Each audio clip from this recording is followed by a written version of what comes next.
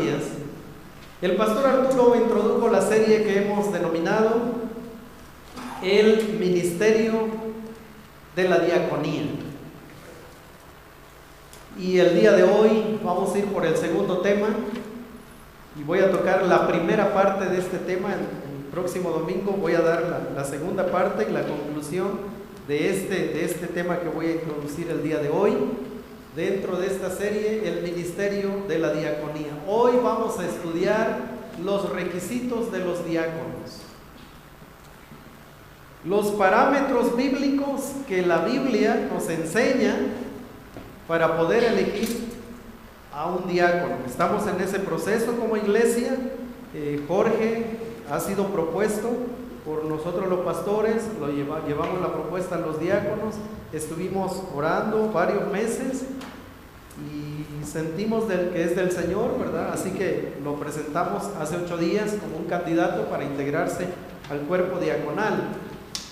Pero queremos también, ¿verdad?, predicar qué dice la Biblia respecto a los diáconos. Es decir, quizá alguien se está preguntando, ¿y cómo es que ellos deciden quién es diácono y quién es no? ¿Verdad? Porque esa es una buena pregunta, ¿verdad? ¿Qué es lo que los pastores ven para invitar a un varón a integrarse al cuerpo diaconal? ¿Verdad? Y en su momento, ¿verdad?, que así sea, en su momento algún varón que se pueda integrar al cuerpo pastoral. ¿Cuáles son los requisitos? Bueno, hoy voy a presentar la primera parte de estos requisitos que la Biblia enseña respecto a estos varones. Vamos a estar usando 2 textos. El primero es Hechos capítulo 6, verso 3. Y aunque en la pantalla yo puse 1 Timoteo 3, 8 al 13, en realidad solo vamos a estar estudiando el verso 11 hoy, porque el próximo domingo me voy a enfocar en otros requisitos. En una carta que se conservó desde el año 394, Jerónimo le escribe a un joven presbítero de nombre Nepotiano, donde Jerónimo reprende a las iglesias de su época por su hipocresía al mostrar mayor interés por la apariencia del edificio de la iglesia que por la selección apropiada de sus líderes. Y esto es lo que le dice Jerónimo a este joven: muchos edifican iglesias hoy día con sus paredes y columnas de mármol brillante, sus techos relucientes por el oro y sus altares adornados con joyas, pero no prestan atención a la elección de los ministros de Dios.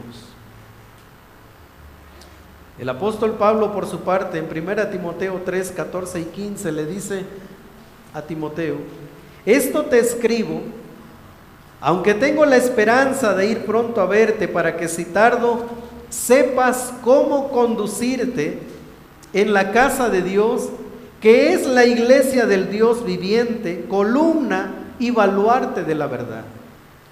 El apóstol Pablo ya está trazando los lineamientos acerca de quiénes deben ocupar ciertas funciones, quiénes deben desempeñar ciertas funciones.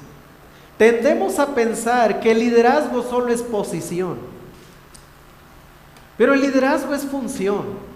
De nada serviría tener una posición si no se desempeñan esas funciones. Yo siempre le digo a algunos varones que a nosotros nos encanta que nos digan que somos la cabeza de la familia, ¿verdad?, la cabeza del hogar, porque eso dice la Biblia. Sí, pero la cabeza desempeña funciones. Y es ahí donde yo les digo, si no parecemos cabezas olmecas, ¿verdad? Seguimos siendo cabeza, pero ahí están, ¿verdad? No, el liderazgo no solo es posición, el liderazgo es función. La iglesia de Jerusalén, en Hechos capítulo 6, y la iglesia de Éfeso, donde estaba Timoteo, estaban viviendo momentos críticos, y gracias a eso fueron establecidos lineamientos para el liderazgo, específicamente para pastores y diáconos. La iglesia de Jerusalén, por ejemplo, estaba viviendo una crisis debido al crecimiento numérico de esa congregación. Ese pasaje lo estudiamos hace 8 días con el pastor Arturo. Y dije, lo estudiaron porque yo en la hora del servicio estaba con los niños, hermanos. Así que si hoy no llegaron todos, ya saben por qué. Pero me invitaron a dar clase a los niños. Estaba más nervioso que otra cosa, hermanos. Pregúntenle a sus hijos, ¿qué les enseñó el pastor el domingo pasado a los chiquititos? Tomé los 2 cultos, ¿verdad?, infantiles. Así que pregúntenle a sus pequeños. Pero la iglesia de Jerusalén estaba viviendo una crisis debido al crecimiento numérico. Y hermanos, cuando una iglesia empieza a crecer, ¿sabe qué empieza a crecer también? Los problemas. Para el caso de la iglesia de Jerusalén, comenzó a crecer la murmuración. Era parte del paquete, hermanos. Algo inevitable. Por su parte, la iglesia de Éfeso estaba viviendo una crisis a nivel de liderazgo, debido a que habían abandonado los fundamentos de la palabra del Señor. Y por eso es que el apóstol Pablo le dice a Timoteo, tienes que arreglar este asunto, Timoteo. Y entonces es en medio de este contexto que los apóstoles establecen los parámetros para los que van a ocupar estas posiciones de servicio, de liderazgo. Así que vamos a estudiar entonces los requisitos de los diáconos. Ahora, quiero decirles que debemos acercarnos a estos requisitos con temor y temblor. ¿Qué quiero decir con esto? Que debemos evitar acercarnos a estos requisitos que vamos a estudiar hoy y el próximo domingo, y como que vamos a poner a Jorge aquí, ¿verdad? Y entonces vamos a estudiar los requisitos y así como Jorge, el 1 sí, el 2 creo que no, el 3 no mucho. En la segunda parte del mensaje yo voy a hablar de las mujeres. Y entonces poner a Xochitl en esa lista. Xochitl, no, este no, este no y este no. No, creo que está en línea, ¿verdad? Ella no pudo venir, está afectada de salud. Hola, Xochitl. No, esa no es la intención de acercarnos con estos requisitos.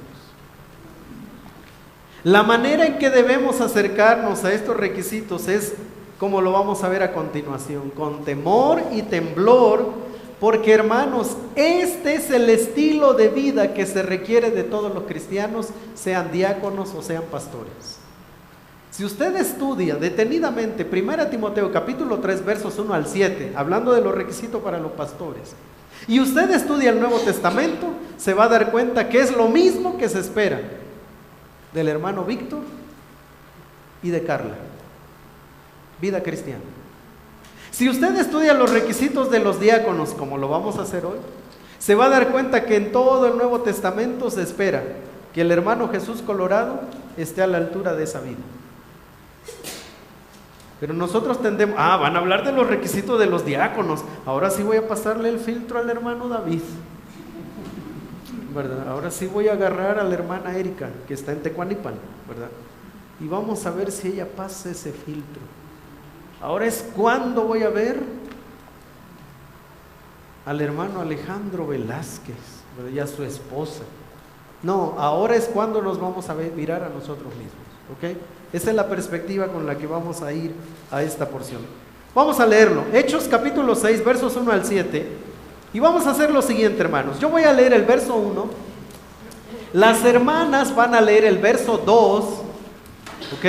Y en el verso 7 nos vamos a unir todos, ¿ok? Muy sencillo. Yo el 1, las hermanas el 2, los varones el 3, y en el verso 7 nos unimos. Hechos capítulo 6. Dice así: en aquellos días, como creciera el número de los discípulos, hubo murmuración de los griegos contra los hebreos, de que las viudas de aquellos eran desatendidas en la distribución diaria.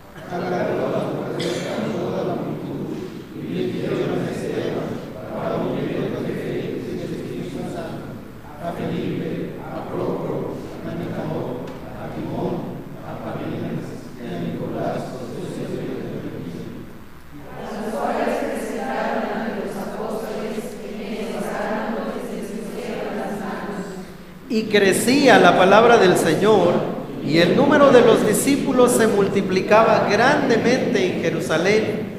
También muchos de los sacerdotes obedecían a la fe. Ok. Si usted se sigue preguntando qué es lo que los pastores buscan para presentar a un varón a la iglesia, hoy voy a dar entonces la primera parte. Número 1. Dice la Escritura: busquen entre vosotros varones de buen testimonio. Buen testimonio, número 1, ¿verdad? Llenos del Espíritu Santo y de sabiduría, a quienes encarguemos este trabajo. ¿Qué trabajo? Era un trabajo, ¿verdad?, de servir a las mesas. ¿Por qué? Porque dice en el verso 1: hubo murmuración de los griegos contra los hebreos de que las viudas de aquellos eran desatendidas en la distribución diaria. Así que sencillo, ¿verdad? Eran varones que iban a ser elegidos, nombrados, para hacer esta distribución, para servir a las mesas, servir a hermanas, pero en una condición particular: hermanas viudas. Y usted pensará, si solo le iban a llevar una despensa, como para qué queremos tanto requisito, ¿verdad? Si el hermano tiene carro y tiene disposición, que lo lleve. ¿No? Peligro. ¿Sabe por qué? Porque el hermano Prócoro iba a llegar a la casa de una hermana viuda, ya mayor seguramente, y le iba a decir: hermana,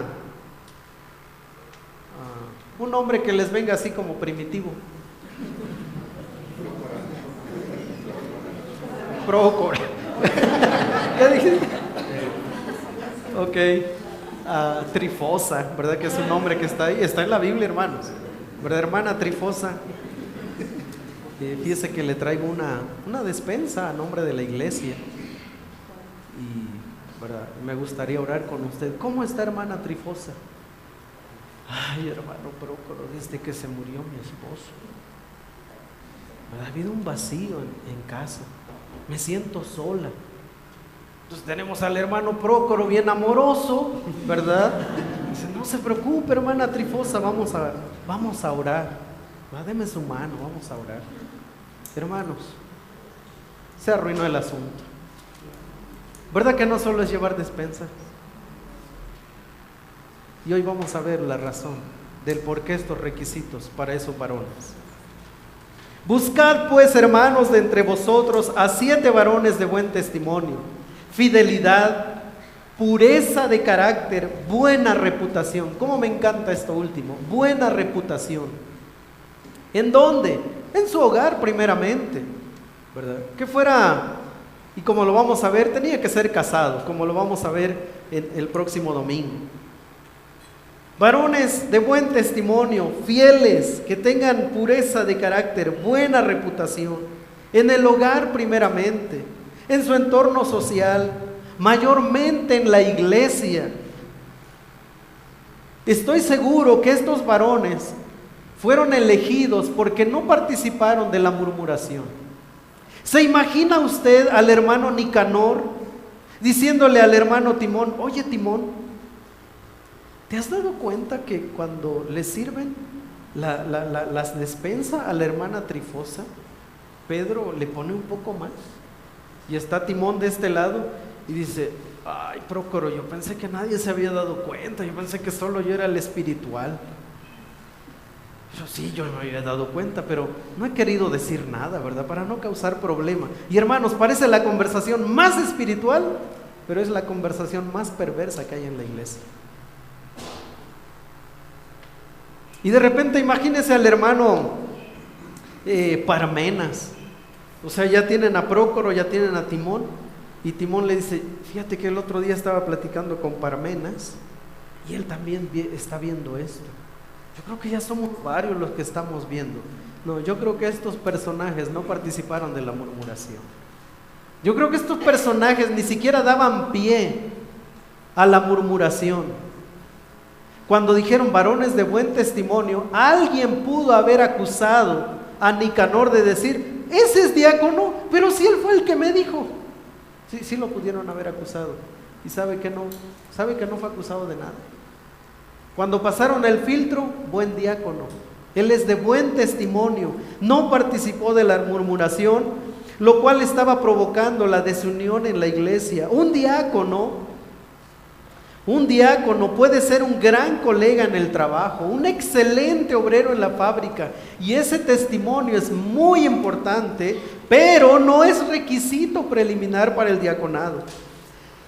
No quiere decir que ya esté calificado para ser un diácono sin revisar su testimonio en la iglesia. Eso es importante, hermanos. Pero ¿sabe qué? Esta es la conducta que se espera de todo buen creyente. Jóvenes, adultos, personas mayores, hombres o mujeres. Esta es la conducta que se espera de todos los creyentes. Primera de Pedro 2, 11 y 12, lo leemos todos juntos, dice: amados,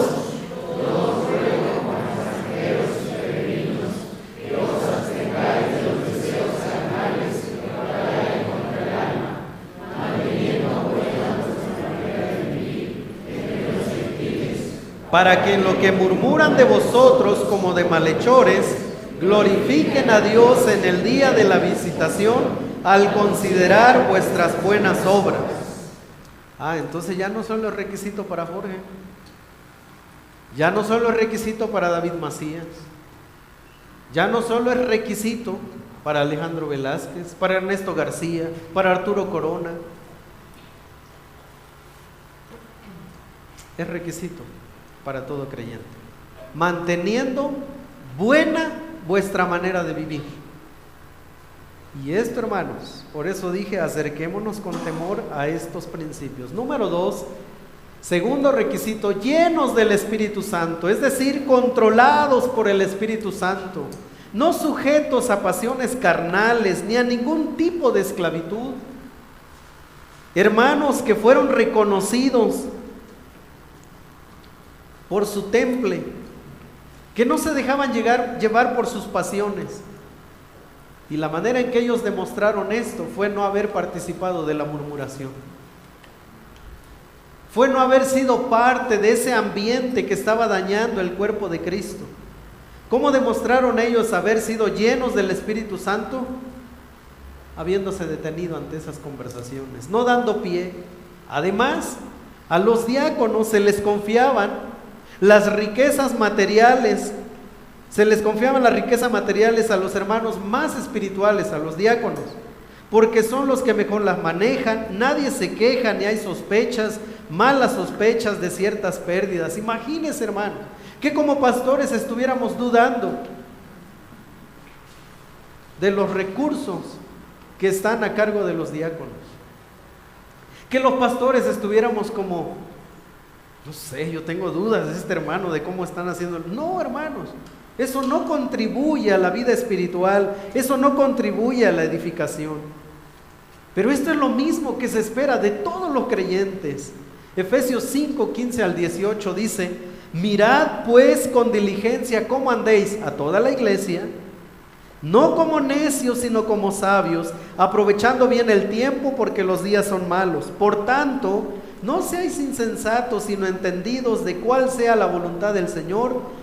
No os embriaguéis con vino, en lo cual hay disolución, antes bien. ¿Qué dice? ¿Quiénes? ¿Solo los diáconos? ¿Solo los pastores? No, toda la iglesia. Entonces eso dice que mi hermano Miguel Lezama debería procurar la llenura del Espíritu Santo. Eso me dice, ¿verdad?, que mi hermana Verónica debería procurar la llenura del Espíritu Santo. El texto me dice que mi hermano Julián debería procurar la llenura del Espíritu Santo, que la hermana Rosy debería procurar. Entonces eso nos va poniendo en un panorama diferente, ¿verdad? Número 3, también hombres sabios. conocedores y hacedores de la palabra de Dios. El próximo domingo voy a hablar de la importancia de que los diáconos conozcan la doctrina de la iglesia. De eso voy a hablar. Por eso en nuestro plan Timoteo Bernabé estamos estudiando, bueno, ya lo estudiamos el año pasado, las doctrinas que sostenemos como Iglesia Bautista. Porque un diácono debe conocer la doctrina. Y voy a explicar ampliamente por qué es necesario que un diácono conozca la doctrina. Conocedor y hacedor de la palabra.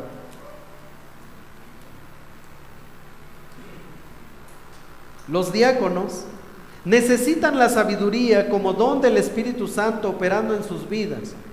De manera particular, cada uno de ellos debe procurar la manifestación de ese don en sus vidas, para que cada vez que junto a su pastor tengan que enfrentarse a resolver casos difíciles en la congregación, la revelación de Dios descienda en ellos para guiarlos a tomar decisiones correctas. Fue el don de sabiduría que capacitó a Salomón para gobernar y juzgar con justicia.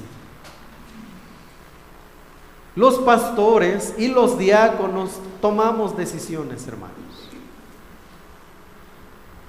Si yo tengo de diácono a un hermano que se deja solo llevar por sus impulsos, es un riesgo para el ministerio de la palabra. Por eso es que los requisitos son tan altos, porque no se trata de una comida, se trata de la edificación a la novia de Cristo. Por eso es que son llevados a este nivel.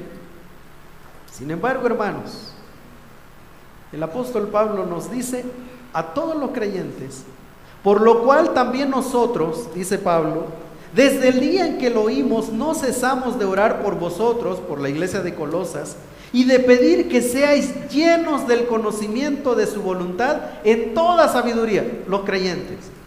Los creyentes deben ser llenos del conocimiento de su voluntad, de la voluntad de Dios en toda sabiduría. Y me encanta esta frase que dice inteligencia espiritual.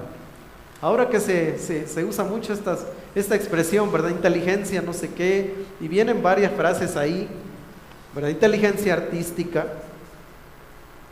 El apóstol Pablo dice que todos los creyentes tengan inteligencia, pero inteligencia espiritual.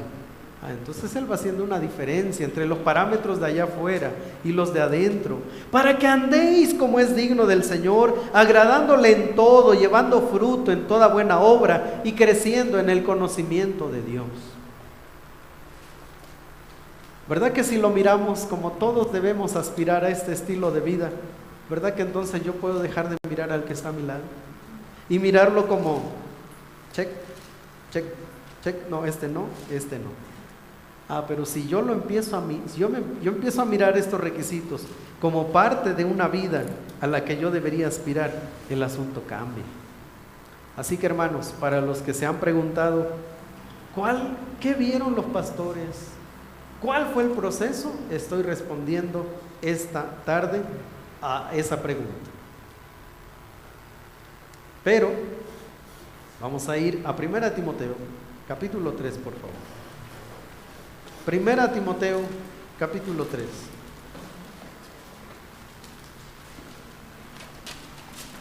El apóstol Pablo va a poner otros requisitos, ¿verdad? Cuando él ya está dando las instrucciones, algunos muy parecidos, pero va a poner los siguientes requisitos.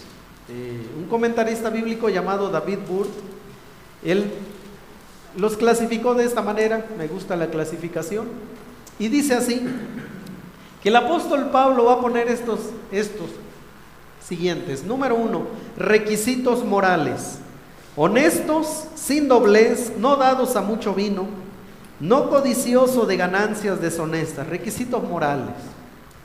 Requisitos espirituales: que guarden el misterio de la fe con limpia conciencia. Aquí vamos a hablar de la importancia de conocer la palabra. Sometidos a prueba primero, irreprensibles. Requisitos familiares: maridos de una sola mujer, que gobiernen bien su casa. Todo esto lo vamos a estudiar la próxima semana, así que, hermanos, tráiganse agüita, un sándwich, vamos a estudiar la palabra, ¿ok? Y en medio de estos requisitos que el apóstol Pablo menciona, en el verso 11 de 1 Timoteo, él va a decir: las mujeres asimismo sean, y va a poner 4 requisitos: honestas, no calumniadoras, sino sobrias, fieles en todo. Así que estamos ya en 1 Timoteo capítulo 3, y dice así, 8 al 13: los diáconos asimismo deben ser honestos, sin doblez, no dados a mucho vino, no codiciosos de ganancias deshonestas, que guarden el misterio de la fe con limpia conciencia, y estos también sean sometidos a prueba primero, y entonces ejerzan el diaconado si son irreprensibles. Las mujeres asimismo sean honestas, no calumniadoras, sino sobrias, fieles en todo. Los diáconos sean maridos de una sola mujer, que gobiernen bien sus hijos y sus casas, porque los que ejerzan bien el diaconado ganan para sí un grado honroso y mucha confianza en la fe que es en Cristo Jesús. Ahora, debo decir, hermanos, que en este texto hay 2 opiniones. Algunos estudiosos bíblicos dicen que se refiere a las esposas de los diáconos, y es una opinión. Sin embargo, hay otra opinión. La segunda opinión es que dice que no se refiere a las esposas de los diáconos, porque en griego no dice las mujeres de los diáconos. En griego solo dice las mujeres. Entonces, claro, ya en griego es otra cosa, ¿verdad? En español nosotros podemos entender varios conceptos, pero en griego no. En griego no dice las mujeres de los diáconos, y tampoco dice esposas, dice mujeres. Entonces ahí están, ¿verdad? 2. Y ambas posturas, hermanos, han sido estudiadas, y como dice un autor, se ha gastado mucha tinta y se seguirá gastando tinta hasta que Cristo venga, porque, ¿verdad?, o son las esposas o no lo son. Sin embargo, algunos dicen que estas mujeres, que podían ser las esposas de los diáconos o no, pero había mujeres que servían en la iglesia donde los varones no podían hacerlo. Por ejemplo, cuando se trataba de cuidar ya a una mujer, ¿verdad?, probablemente postrada en cama, donde que involucra, ¿verdad?, la limpieza de una persona que ya está postrada, la atención, pues era obvio que los varones no iban y atendían, sino probablemente lo hacían las mujeres, ¿verdad?, hermanas piadosas. Y yo me inclino a pensar, hermanos, de verdad me inclino a pensar que podrían ser las esposas de los mismos diáconos, ¿verdad?, hermanas que se les delegaba el cuidado, preparaban a las mujeres para el bautismo. Así que ahí están las 2 opiniones, pero lo que sí puedo decir es que la mujer que sirve debe cumplir con los siguientes requisitos. Eso sí lo puedo decir. La mujer que sirve sí debe tener un perfil. Es que, pastor, esa hermana le gusta y quiere hacerlo. Este es el perfil, ¿verdad? Este es el perfil. Número 1, honestas. En griego, hay más luz en esto. Dignas de respeto, honorables. Mujeres que se ganan el respeto de la congregación por su conducta. Se refiere no solamente al necesario decoro o a lo correcto de sus modales y conducta, sino también a que en su pensar y en sus actitudes interiores deben ser hombres de honorabilidad y respetabilidad obradas por el Espíritu Santo. Dice William Hendrickson, hablando de los varones, porque es uno de los requisitos, ¿verdad?, de los varones, pero podríamos decir que sencillamente quiere decir que los diáconos, los que sirven, no deben ser mujeres frívolas, que realizan con ligereza sus responsabilidades, sino mujeres honestas, íntegras, dignas de su llamamiento, que vayan a tomar en serio sus obligaciones. Así que no es cualquier mujer, tiene que cumplir un perfil, ¿verdad? ¿Por qué? Por lo que sigue.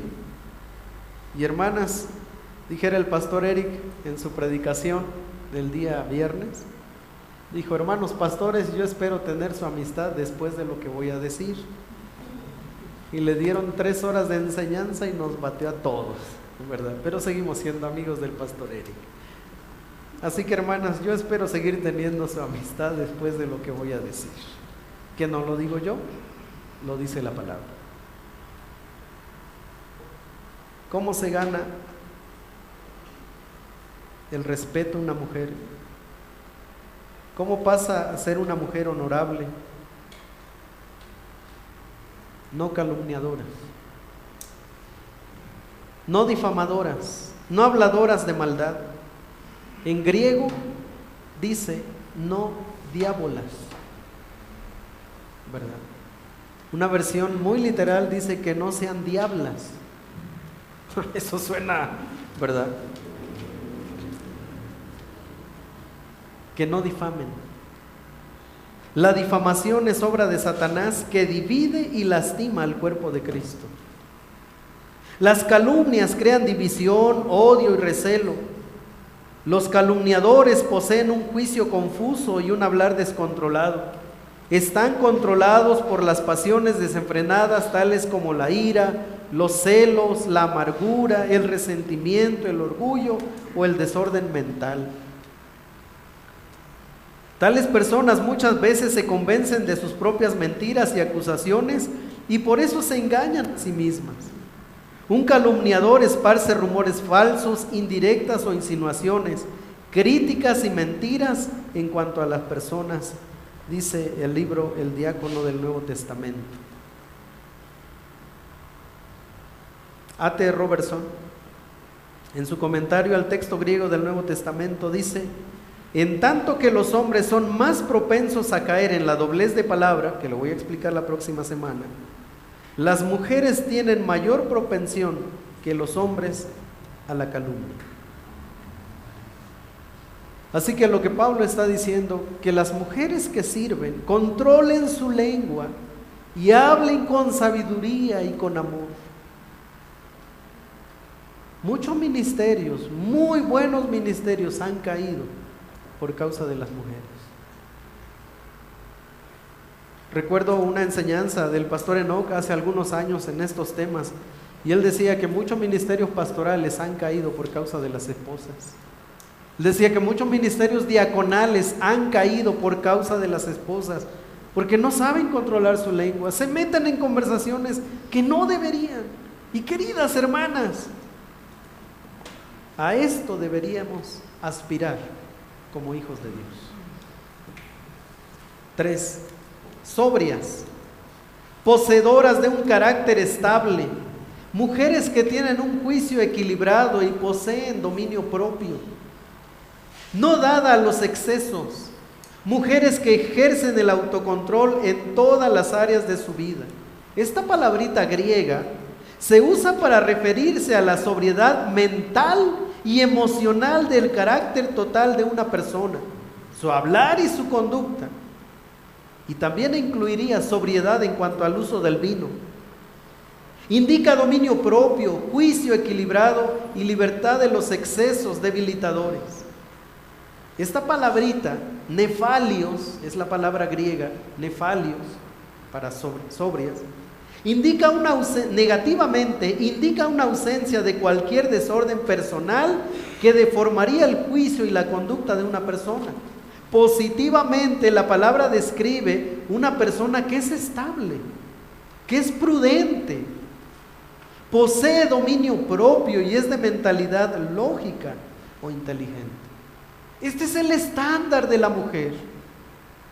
Y hermanos, vivimos en un mundo donde estos elementos son tan despreciados, pero a la misma vez tan buscados, ¿verdad? O sea, los hombres están buscando mujeres fáciles, pero a la misma vez van buscando ciertos elementos que contraponen con lo que están buscando. Pero el apóstol Pablo dice que las mujeres que sirven tengan estas características. Y la última que él menciona, fieles, mujeres fieles en todo, cristianas fieles en las que se puede confiar para que lleven a cabo su deber cristiano en cualquier área de la vida. ¿Se imagina una hermana que va a visitar a otra hermana y terminan en chismes? Y terminan en pleitos y en divisiones. Eso no contribuye a la predicación de la palabra. Cuando Pablo escribió este pasaje, algunas mujeres de Éfeso se habían sublevado y hasta habían desertado de su fe. Unas cuantas mujeres, dice Pablo, se habían apartado en pos de Satanás. Fidelidad en todo, es una frase excelente. La fidelidad es una palabra clave en el vocabulario de Dios. Algunos sinónimos son leales, fidedignas, veraces, seguras. Algunos estarán pensando, pobre Xochitl. Y yo estoy pensando, queridas hermanas, qué responsabilidad sobre ustedes y sobre los varones también, hablando de los requisitos anteriores. ¿Verdad que suena diferente los requisitos ahora? Muchas veces solo miramos, como vamos a ver, ¿verdad? No, pero ahora mirémonos. Y quiero terminar con esto. Saben que hace algunos meses estaba ahí estudiando 1 Timoteo y dije, voy a programar, algún día voy a predicar 1 y 2 Timoteo y Tito verso a verso, ¿verdad? Pero déjenme terminar con Romanos, hermanos, ¿verdad? Con Romanos. Miren lo que dijo el apóstol Pablo. Las ancianas sean reverentes en su porte. Qué hermosa expresión, ¿verdad? Esas expresiones ya casi no se usan. Esto de la reverencia en su porte, en su forma de ser, en su conducta, es como, ya. De repente uno escucha a las señoritas hablar como los chicos, ¿verdad? Con groserías, o sea, ya no hay una distinción de esa feminidad, ya no la hay, o sea, ya se tratan como si fueran iguales. Qué hermoso es el cristianismo, porque le pide a la mujer que siga siendo tan femenina y le pide al hombre que siga siendo tan masculino, y ambos pueden honrar a Cristo, ¿verdad? Las ancianas asimismo sean reverentes en su porte, no calumniadoras, no esclavas del vino, maestras del bien, que enseñen a las mujeres jóvenes a amar a sus maridos. Y algunos dirán, ¿hay que enseñarle a amar? Sí, pero la enseñanza bíblica es que el amor se traduce en acciones, no en sentimientos. Entonces, lo que el apóstol Pablo está diciendo, que las mujeres ya mayores enseñen, modelen cómo amar a sus maridos y a sus hijos, a ser prudentes, castas, cuidadosas de su casa, buenas, sujetas a sus maridos, para que la palabra de Dios no sea blasfemada. Miren lo que dice Pablo de las mujeres. ¿Sabe qué está haciendo la palabra? Las está dignificando. Si una mujer vive bajo este estándar, será una mujer honorable, respetable. No tiene que andar reclamando en marchas que la respeten. Una mujer que vive bajo estos lineamientos se ha ganado el respeto de los de su casa y de la sociedad. Por alejarnos de los principios de la palabra, hay que hacer marchas para pedir respeto. ¿Se dan cuenta cómo el Evangelio dignifica? Finalmente, entonces, conclusión, la Biblia considera el servicio cristiano como un alto honor. Por ello, los requisitos para los servidores es equiparado al ministerio de la predicación y la enseñanza, pues estos, de la mano con el servicio, edifican y equipan a los santos para la obra del ministerio. Pues lo que el apóstol Pablo nos acaba de mostrar es que los que sirven, los que servimos, Los diáconos, las hermanas que muchas veces hacen una labor que no es visible, porque quizá la hacen entre semana, de ir a visitar a una hermana, de consolar, de confortar. Los diáconos que no están aquí al frente predicando, pero lo que Pablo está diciendo es que solo por servir es un alto honor. Por ello, los requisitos para los que servimos, en este caso los diáconos, es equiparado al ministerio de la predicación y la enseñanza, porque van de la mano, con un solo propósito: equipar a los santos para la obra del ministerio. Qué tremendo, hermanos. Por eso es que les hemos anunciado con mucha anticipación, para que ustedes estén orando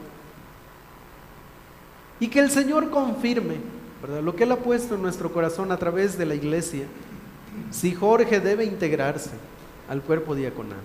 Pero aquí también les dejo una tarea. ¿Sabe qué podemos empezar a hacer a partir de hoy? Orar por más varones así en nuestra iglesia.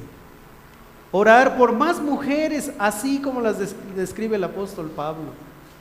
Que nuestros jóvenes sean de esta vida así, aunque estén jóvenes. El apóstol Pablo le dijo a Timoteo: ninguno tenga en poco tu juventud, ninguno. O sea, por ser joven, que nadie te menosprecie, pero eso te lo vas a ganar con una buena conducta.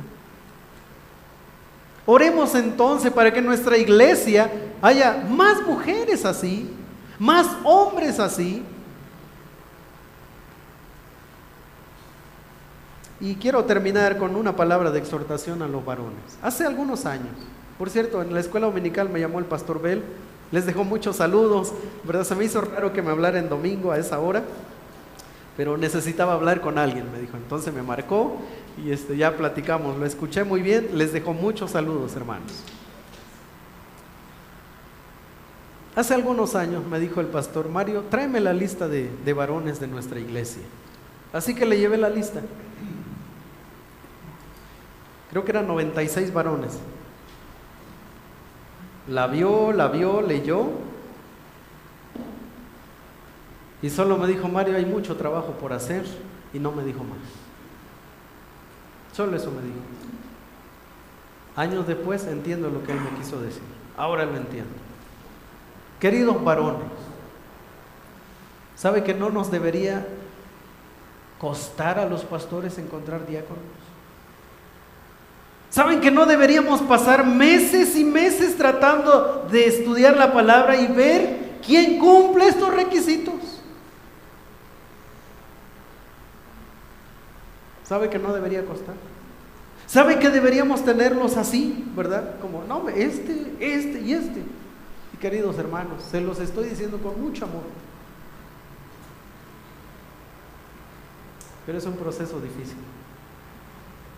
Porque cuando pasamos el filtro bíblico, no el filtro de si es bueno en esto, si es hábil para esto, si llega a tiempo, no, eso no es el filtro a pasar. El filtro a pasar es el que establece la palabra. Y cuando nosotros lo pasamos, hermanos, hay pesar en nuestro corazón. Así que, hermanos, varones, ¿por qué no hacemos un cambio hoy? ¿Por qué no nos examinamos a la luz de la palabra y decir: caray, necesito hacer cambios en mi vida? Querida hermana, ¿por qué este día no se mira a la luz de las Escrituras y dice: creo que yo batallo con alguno de estos? Yo quizás ahí estoy, ¿verdad?, en ese punto, pero necesito hacer algo.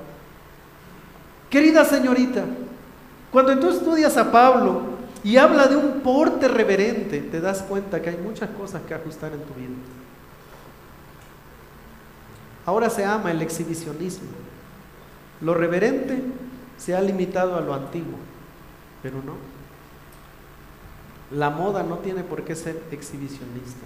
La moda puede ser reverente en su porte. Cómo me gusta cómo fue traducido: las ancianas asimismo sean reverentes en su porte. Los varones. Y queridos, tenemos mucho que hacer entonces. Quizá alguien esté pensando: qué difícil, ¿verdad?, llenar esto. Voy a cerrar con esto. Esta vida, este nivel de estos requisitos, solo son posibles en Cristo Jesús. No hay otro. solo son posibles en Cristo Jesús. El apóstol Pablo escribiéndole a los Corintios, les dijo, de modo que si alguno está en Cristo, otra vez, todos juntos, de modo que si alguno está en Cristo,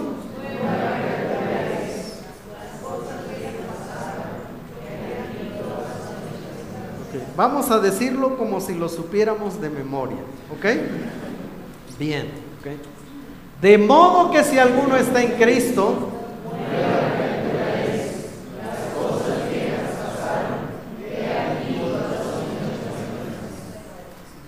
cuando uno mira los requisitos, como los que vamos a ver el próximo domingo, uno dice, Señor, ¿quién puede entonces llegar ahí? ¿Sabe quién hace posible esa vida? Cristo Jesús. Alguien que no es digno, Cristo lo dignifica. Alguien que no es lleno del Espíritu Santo y está lleno de otras cosas, Cristo lo puede sanar, limpiar y transformar. Alguien que batalla con algún vicio, Cristo lo puede tomar, limpiarlo y llevarlo a un momento de dignidad y hacerlo crecer, dignificarlo. Alguien que es esclavo del vino, del alcohol, Cristo lo puede tomar, restaurar y colocarlo en una posición de dignidad. Alguien que batalla con la calumnia, Cristo lo puede tomar y cambiar su pasado lamentable y doloroso y vergonzoso y transformarlo en un hombre digno de ser un fiel servidor de Cristo. Eso es lo que hace el Evangelio, hermanos. Y esta vida es posible solo en Cristo Jesús. No hay otra, hermanos. Nadie puede cumplir estos requisitos en sus propias fuerzas. O sea, no es que ustedes van a llegar y, no, sí, ya me voy a esforzar, voy a ser de buen testimonio ahora. No, no va a pasar, hermanos. ¿Sabe quién hace eso? Cristo Jesús. De modo que si alguno está en Cristo, nueva criatura es. Las cosas viejas, y esas viejas pueden ser dolorosas y vergonzosas, las cosas viejas pasaron. He aquí todas son hechas nuevas. Y entonces podemos ser fieles servidores de Cristo. Quizá alguien está esta tarde pensando, qué difícil es la vida cristiana. El Señor Jesucristo dijo, yo soy el camino, la verdad y la vida. Nadie viene al Padre si no es por mí. ¿Sabe que si tratáramos de nosotros conseguir hombres que en sus fuerzas quieran lograr esto? Pero si amamos a Cristo, Él lo hace posible. En Cristo somos dignos. Él hace posible esto, hermano. Lo que se ve inalcanzable para el hombre es posible a los pies de la cruz. Solo ahí es posible. Vamos a orar.